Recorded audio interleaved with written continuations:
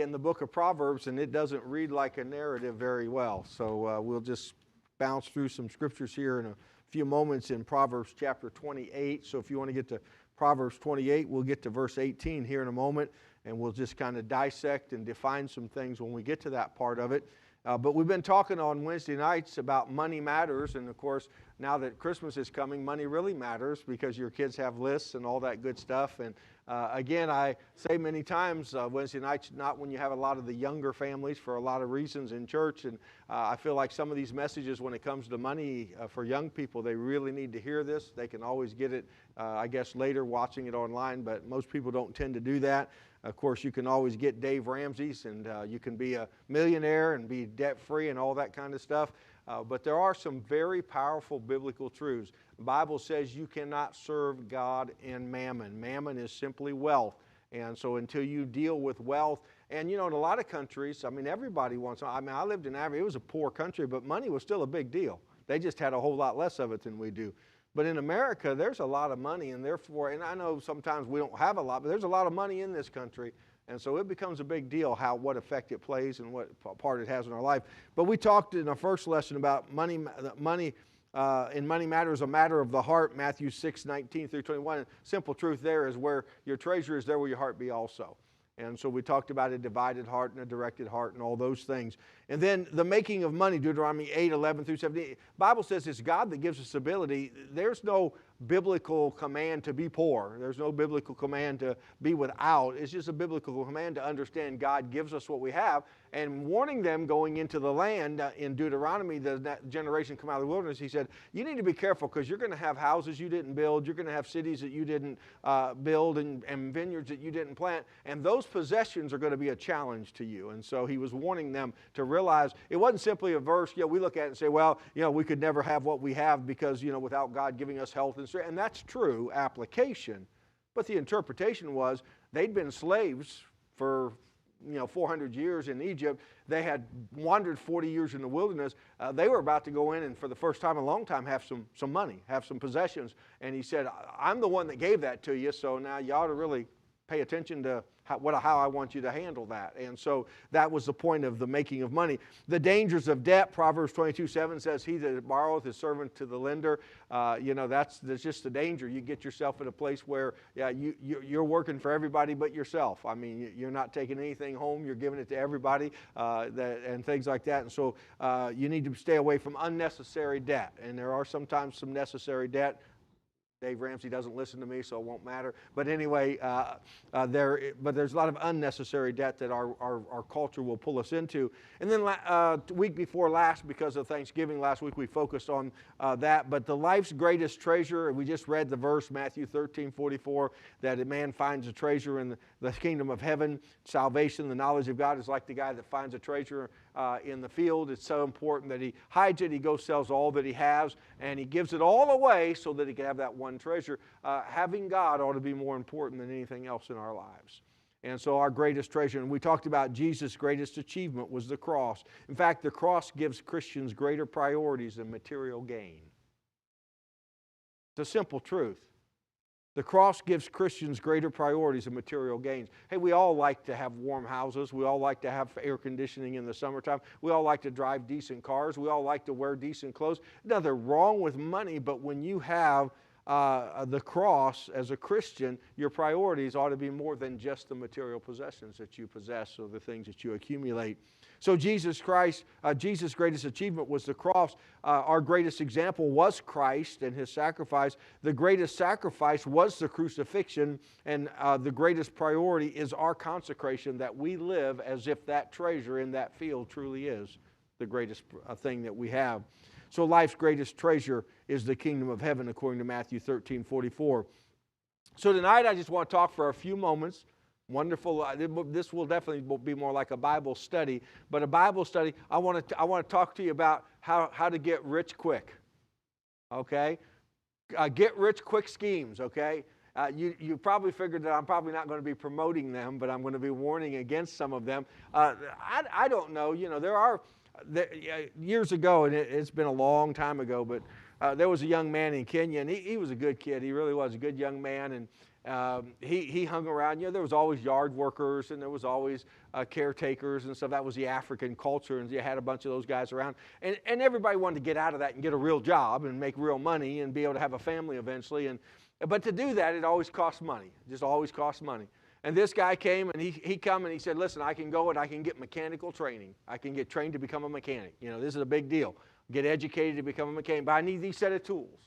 And this set of tools to get this mechanical training, it all comes together. It's one thing. It's so many thousand shillings. And it's a lot of shillings for them, a lot of money, probably a couple, maybe 3 years of pay for one person. But everybody working together, you can put this guy, and I've been there, I've seen it, heard it all.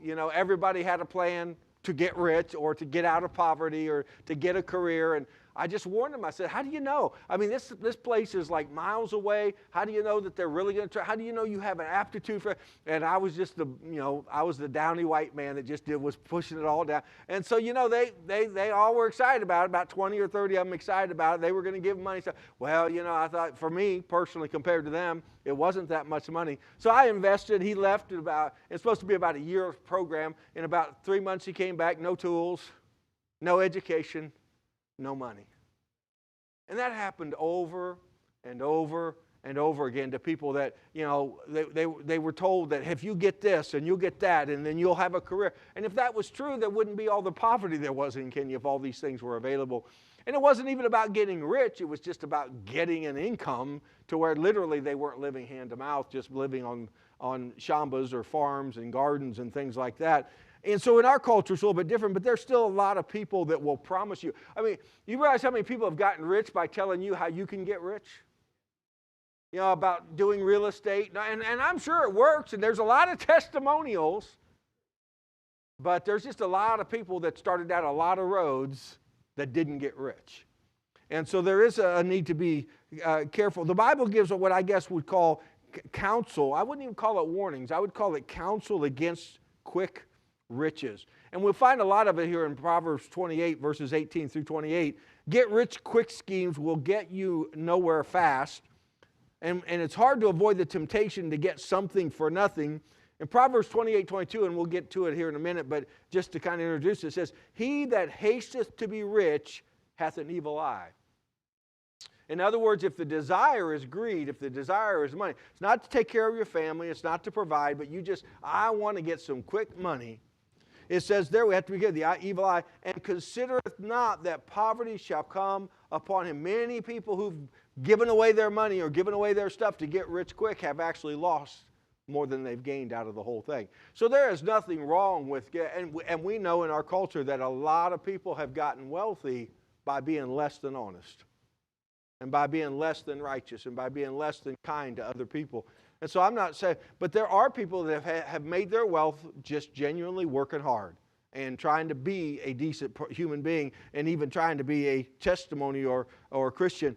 Why would somebody talked about a slot machine would be considered a hungry monster, I'll be honest with you. I have never seen a slot machine, except maybe on TV. I've never played it. If you have, I don't want to know about it. But anyway, a slot machine. But they're called hungry monsters because it wants to eat a lot more money than it wants to give back to you. Okay? And I was thinking about this. In fact, slot machines in 2022 raked in $34.2 billion in revenue. That's a lot of money. That's a lot of poor people getting helped out. That's a lot of people getting their bills paid that need to get them paid.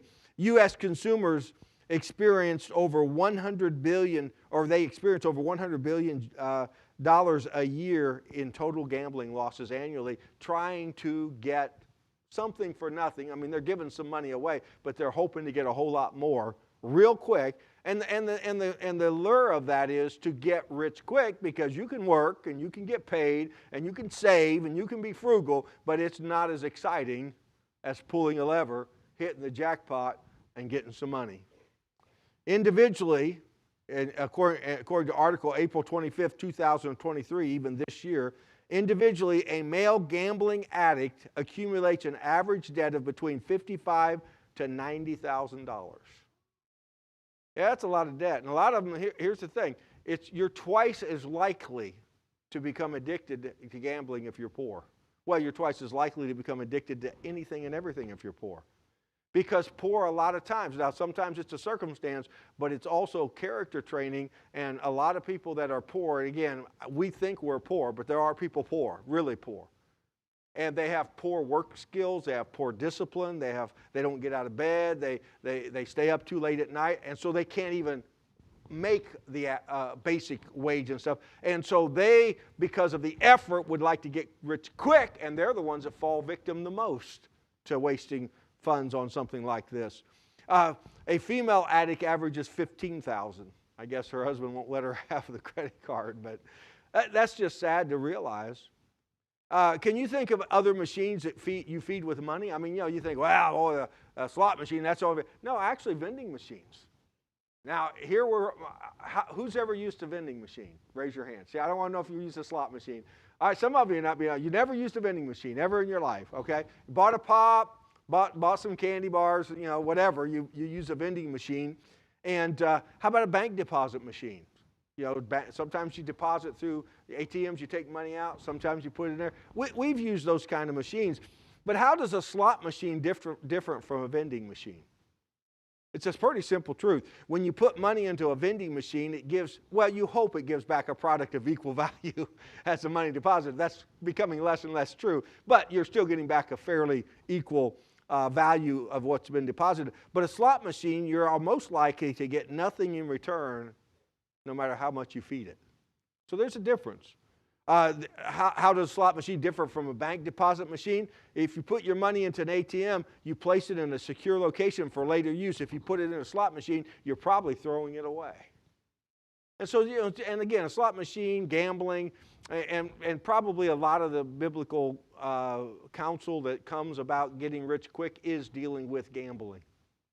Because that is one of the ways. There are some get rich quick schemes that you get online and things, and you see that. But most people are like, I'm not going to mess with that. But gambling somehow gets a hold of people a lot. The allure of quick riches without too much effort. People play the slots because they are motivated by greed, excitement, and the chance of winning easy money, no matter how slight that chance may be. So in Proverbs chapter 28, verses 18 through 28, most of the book of Proverbs is a collection of randomly organized, what we would call sentence sermons. Sentence sermons. I mean, just one thought right there in a verse, rather than a flowing essay. Certainly it's not a narrative. There are a few places where you can read about the ant and the sluggard. There's a few places where you can read about the guy who has the gate that, he's never taken care of his gate and it's fallen off and all that kind of stuff. But for the most part, they're just one-sentence sermons. And so these verses here in Proverbs 28, 18 through 28, these verses contain a series of what we would consider somewhat disconnected statements, as most of the book of Proverbs does. Yet there's an overriding theme here that here is the real danger of ignoring biblical counsel in accumulating money. So the Bible says it's okay to accumulate money, and the Bible says God helps us to accumulate money, but there is some counsel in these verses that say it does matter how you get money. And we're going to look at some verses here for a moment. It's interesting, verses 18 through 20 and 25 through 28. So there's some verses in the middle of those. But verses 18 through 20, 25 through 28 are marked by the word but in the middle of every verse. And a lot of Proverbs is that way. It is a comparison of righteousness and unrighteousness. It's a comparison of possible blessing and possible cursing. It's a comparison of trusting God rather than trusting yourself. And so the word but is in a lot of Proverb verses to give us the contrast, if you will, or the comparison. And so much of what we're going to look at tonight is that comparison type approach. But interesting enough, in between all of them, in the middle of that, there are statements made in verses 21 through 24, and we'll get to those last. So I want to look at comparisons that put quick riches in perspective, okay? Just some comparisons tonight that put quick riches into perspective, verses 18 through 20 and verses 25 through 28. And I know it's a Wednesday night, and I know it's a conservative Baptist church, and I'm reasonably sure most people in here don't have gambling issues, but I'm telling you the truth. We would be shocked at how many Christians in some form, manner, or others participate in gambling. Now, some will say, well, if you play the stock market, that's a gamble. Certainly if you start a business, it seems to be a gamble. But there is a difference in that kind of putting effort into something you've prayed about, asked God permission, and you're moving forward, than just putting a coin in a slot machine and hoping it throws back a whole bunch more coins at you.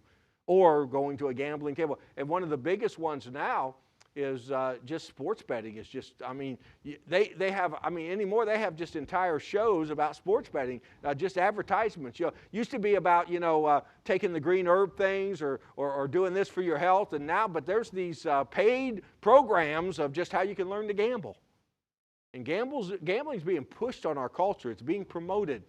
And a lot of people, people say, oh, I buy a lottery ticket, I might win. And what's interesting about lottery tickets is a lot of people say, well, we're doing the lottery to help pay for this and to help pay for that. And yet all the addictions costing us tens of millions of dollars more than that lottery is ever going to bring in.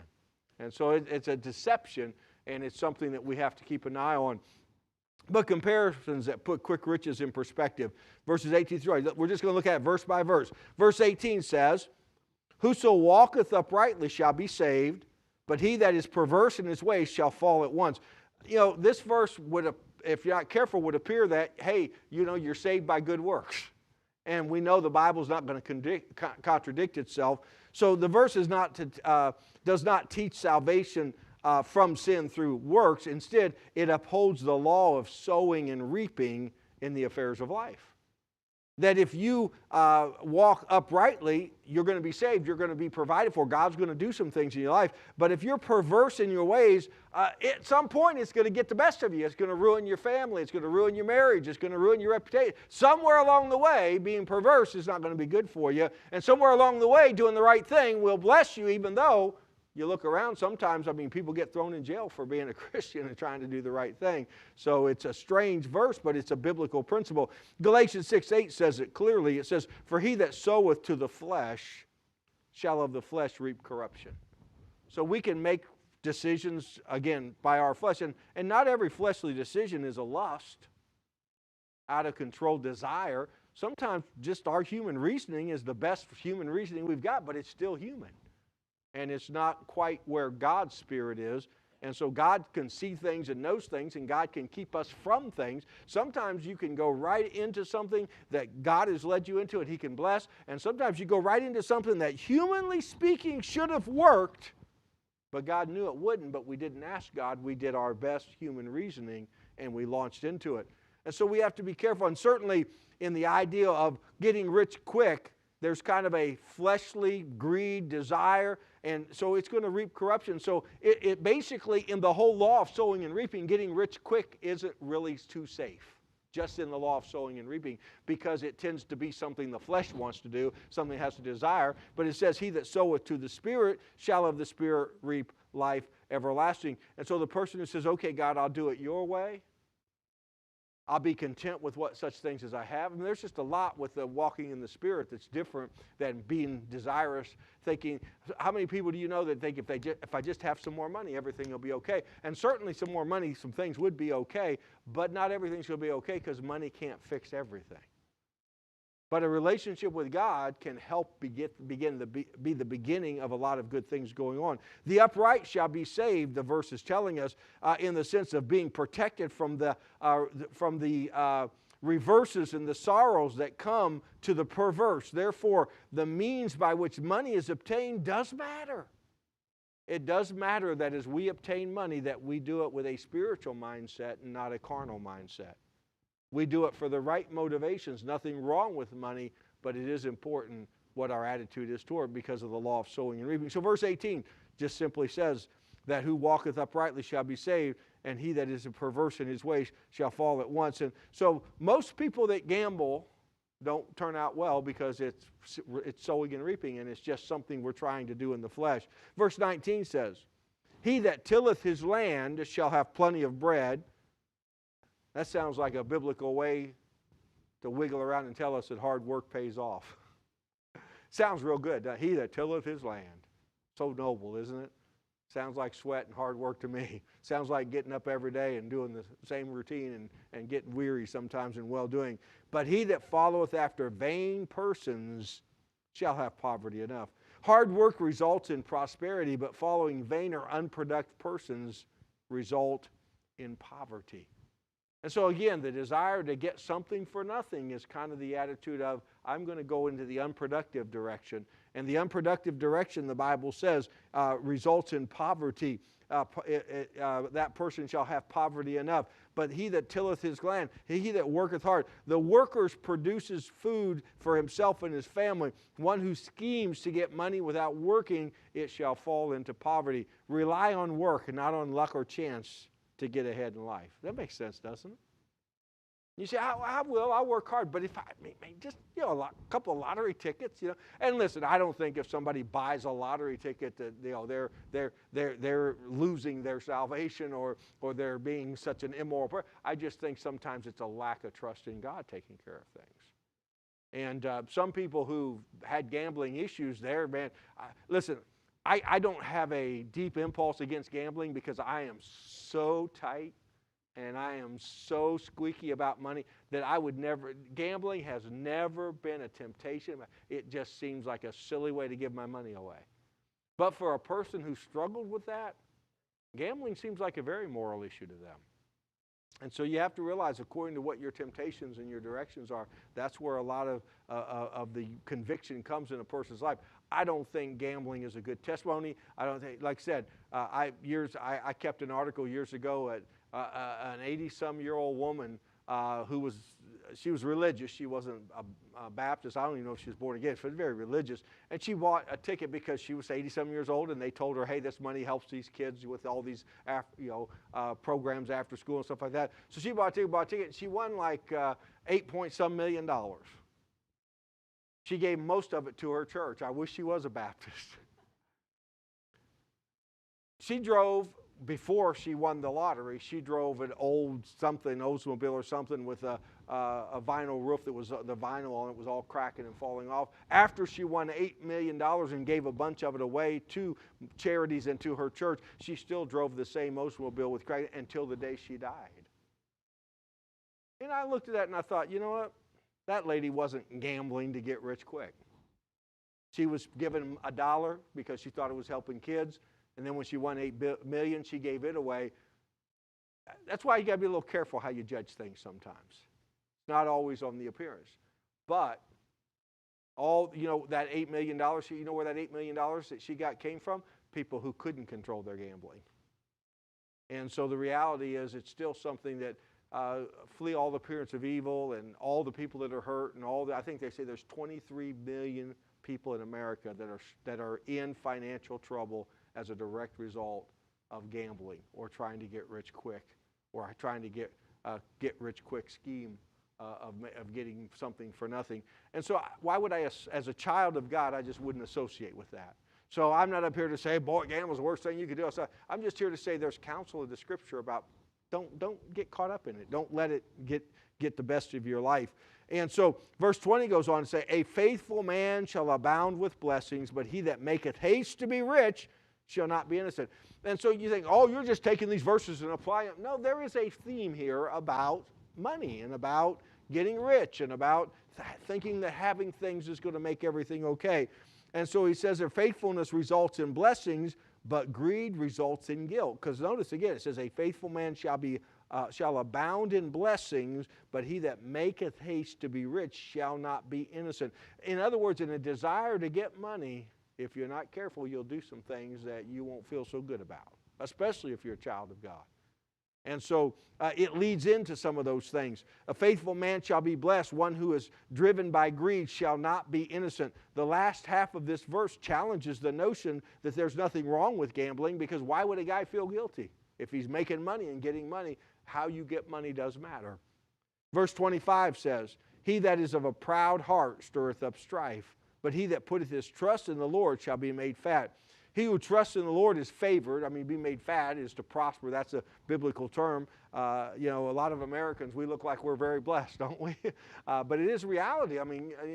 People that don't have money, don't have food, don't have enough. It shows up in their physical body. But it says he who trusts the Lord is favored, but the proud person stirs up trouble. And so the person who says, I'm going to get money and I'm going to do this, and he's not trusting it from God, he's going to figure it out himself, It says strife. Who knows what that strife looks like?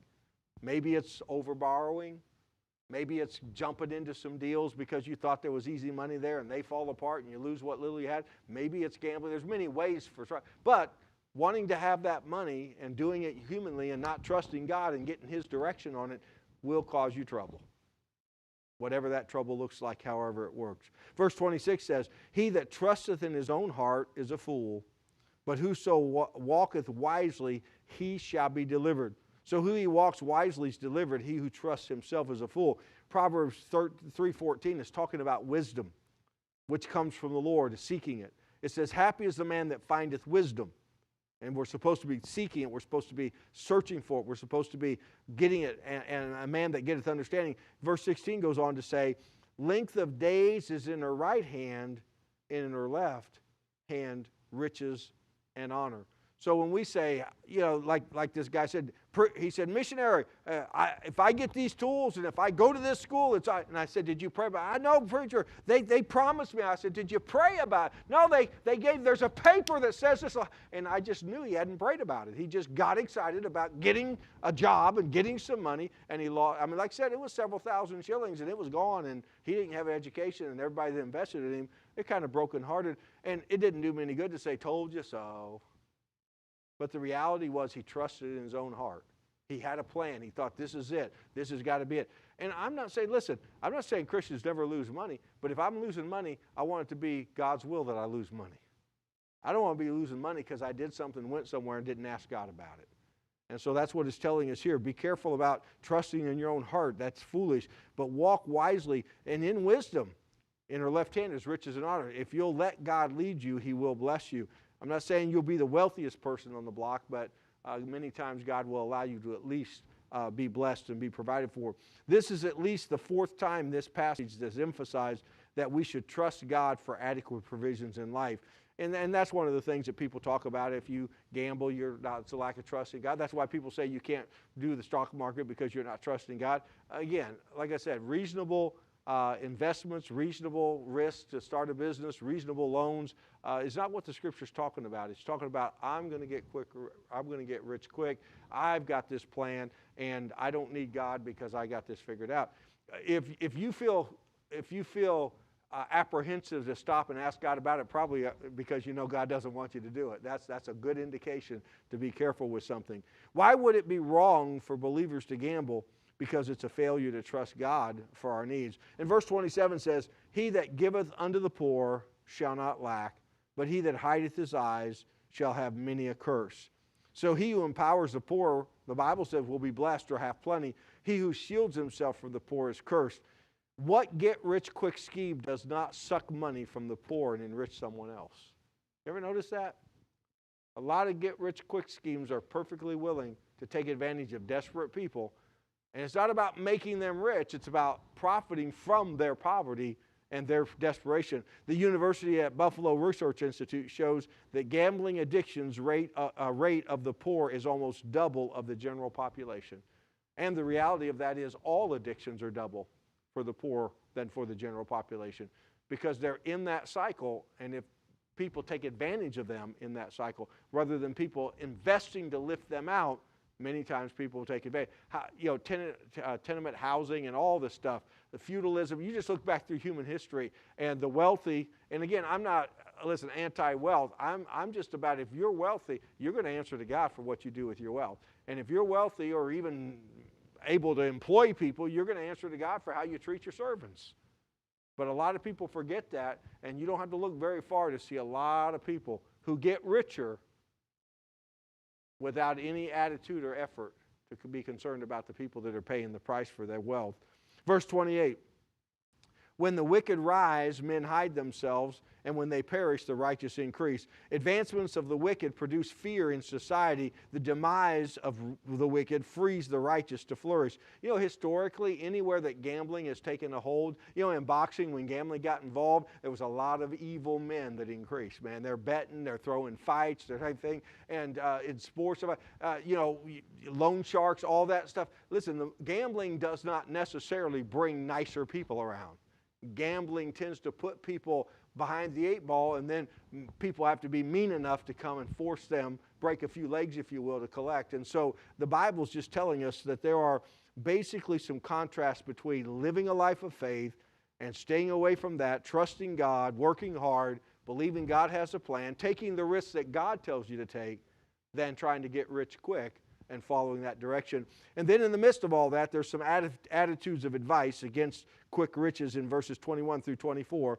Just 4 here quickly. First one deals with this attitude of respect of persons or partiality. Verse 21 says, now remember, this is in the middle of all this. It's been talking about, kind of getting rich quick and money and all that stuff.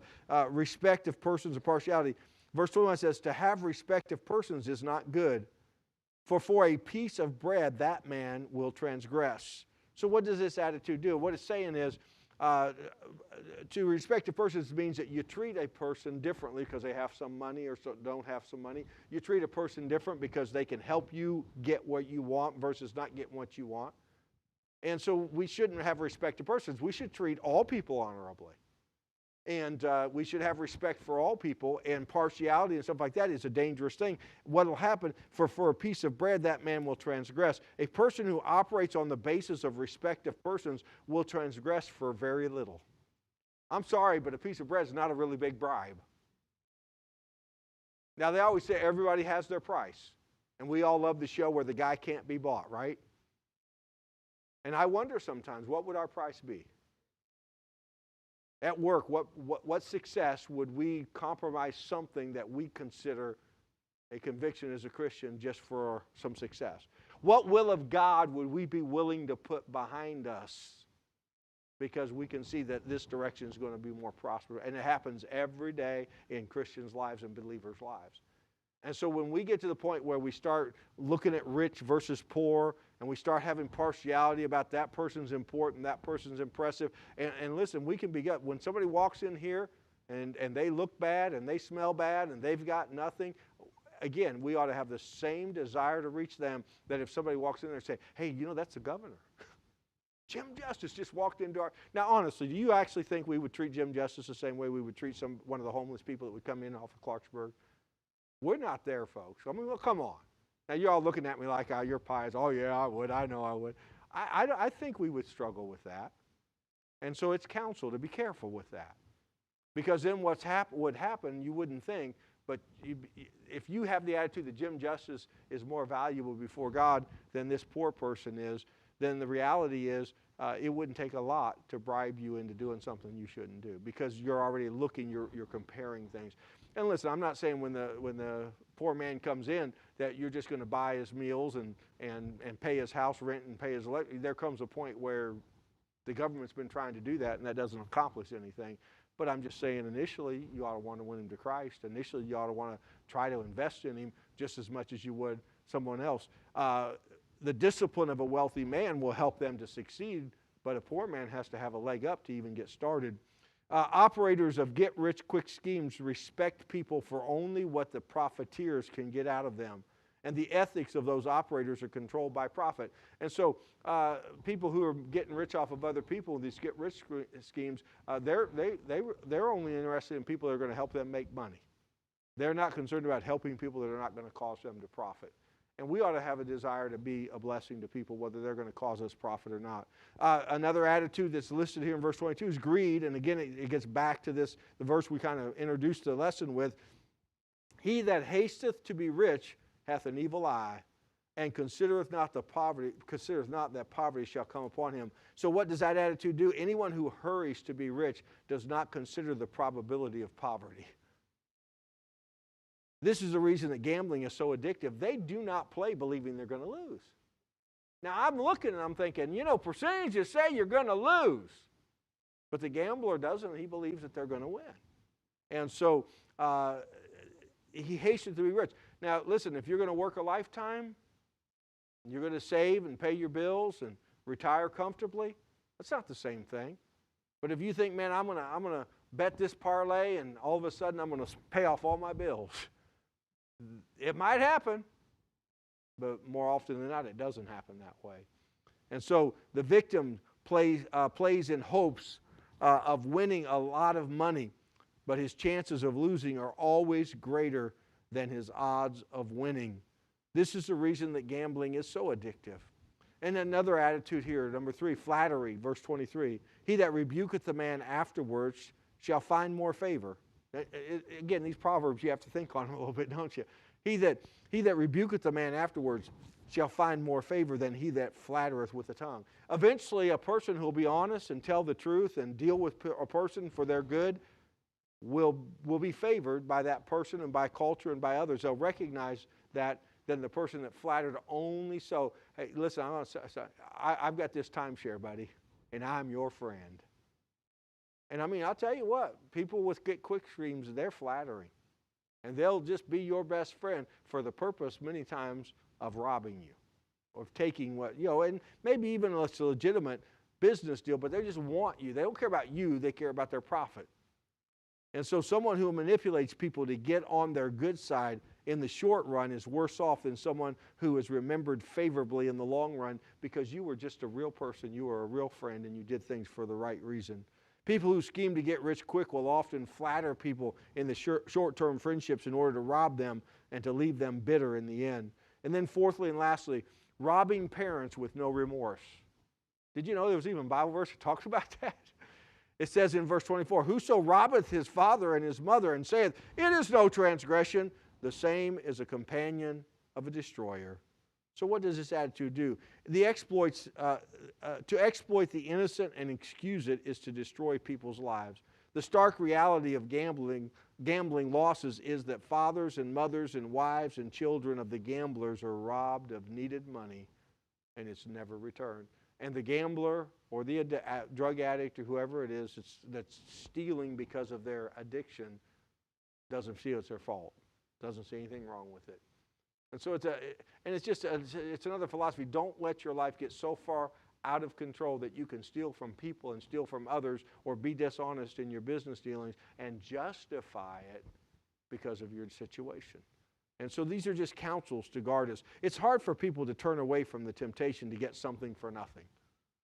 Now, I'll be honest, if somebody told me, a buddy of mine years ago, he told me, and he was in investments, and he said, listen, I'm going to buy up some phone debt that people have, and then I'm going to pay it off, and then they're going to pay me back, and it's going to have interest on it and all this stuff, and told me this whole story. And he said, you give me $5,000, and this was 40 years, $5,000 4 years ago was a lot of money, especially for me. I'd just gone to the mission field, and I'd been saving for retirement someday, and I had some money in the bank. But he said, you give me $5,000, I'll give it back to you with 7.5% interest. He was my buddy. I went to Bible college with him. Well, he amassed hundreds of thousands of dollars, and his partner took it all and ran off. I mean, there was a potential to buy up the debts and to do exactly what he planned on doing, but what did I say? Life happens, And so, he told me, but listen, they almost put him in jail. I had $5,000. Other people had $20,000, $30,000, $50,000, $100,000 involved. There was real money involved in this, and he almost went to jail. And he had to pay a lot of those people back.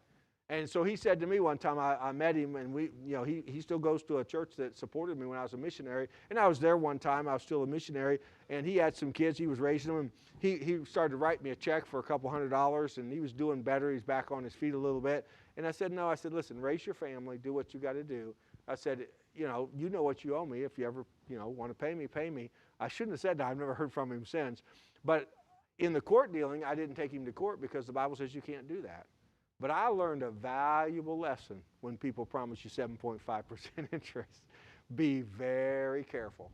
I wasn't, I was trying to get, not rich quick, but I was trying to get more than anybody else was offering, and it cost me. And ouch, that was not a lot of money for a lot of people, but that was enough to, especially as tight as I am. And so I've remembered that lesson ever since. And we've been investing, and God's been blessing, and we're probably going to be able to retire and stuff without depending solely on the government. But it's been a slow, absolute process. And then God blessed it. Most of you know my story. I mean, somebody gave us basically the same amount of money I've spent my lifetime saving in one time. That was God saying, you trusted me, now I've done something for you. And so, there's a lot of investments, but God's not a bad one. God's not a bad one. And so we have to follow that. Believers should cultivate a deep trust in God to supply their needs. We also need to develop integrity, separation from the world, contentment, and a zeal for work. Because if we don't, we're going to be susceptible to some of those lines of temptation to get something for nothing. What forms of gambling have become so much a part of today's culture that we must deliberately abstain from them in order to stay free from the gambling trap? And it's interesting because some of these I thought, I read a list and I thought, there's some challenges there. Bingo parlors. A lot of Christians play bingo. I don't know what they win. Sweepstakes. Lotteries.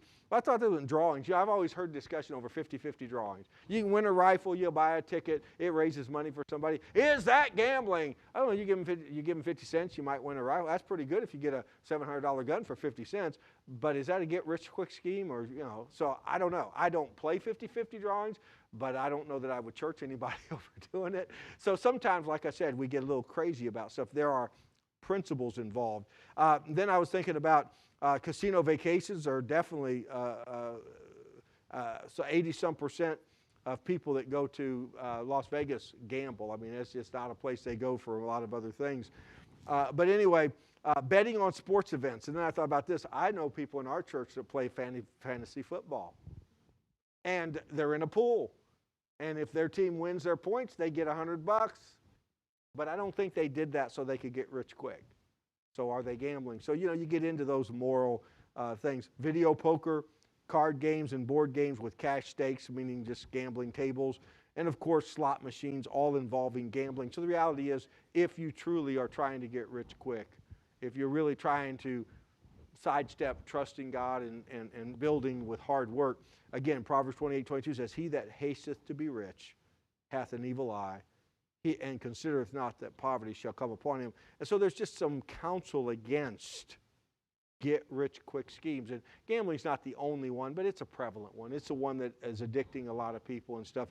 Most people don't get addicted to land contract deals or to selling, Mary Kay and all that kind of stuff to get rich. And so, but gambling is one of the ultimate get-rich-quick schemes, and any of them. You just need to say, God, you're going to have to help me, give me wisdom, and then make wise choices. Because I don't think you should sit around and not expect some things. I think you should build some wealth. I think you should share some wealth. I think you should not be a burden to, everybody when you get old and say, whoops, I didn't plant anything, I didn't save anything. And so I understand the need to do those things, but there's just a lot of temptations in our culture today. If you have your prayer list there, we're going to go through this and then let you kind of close in prayer time together. Again, Yolanda Richards, UHC, they had her on hospice, but she's doing well enough. They're taking her off hospice, so good on you for praying for her. At this point, she's 78 years old. Still has some pretty serious health issues.